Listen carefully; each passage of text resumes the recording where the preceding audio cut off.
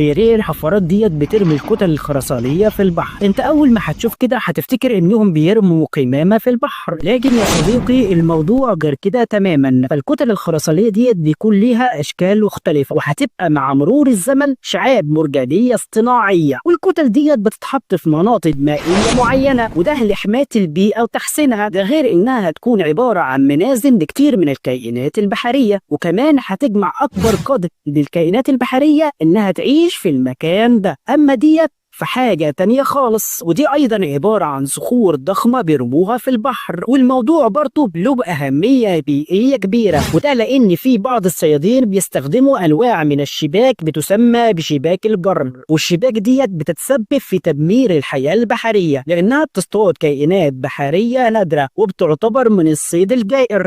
وضع الصخور دي في بعض الأماكن المحددة هيعيق حركة الشباك ديت أو هيقطعها، وده هيقلل من الصيد الجائر للحياة البحرية. أما ديت فحاجة تانية خالص غير اللي فاتوا، وبيسموها رباعيات القدم أو التترابود، وبيحطوها على الشواطئ في بعض الأماكن، ووزن القطعة الواحدة ممكن إن يتعدى 20 طن، وبيقولوا إنها ابتكار عبقري. وبتتحط الهياكل ديت في المناطق اللي بتبقى متعرضة دايما لأمواج قوية، لأنها بتعمل على تشتيت طاقة الأمواج، وبتخلي الأمواج تتحرك عليها بدل من الاصطدام بالساحل. والشكل اللي بتتصمم عليه الهياكل دي بيخليها بتتشابك مع بعضها البعض، وده هيمنع إزاحتها في حالة تعرضها لأمواج قوية.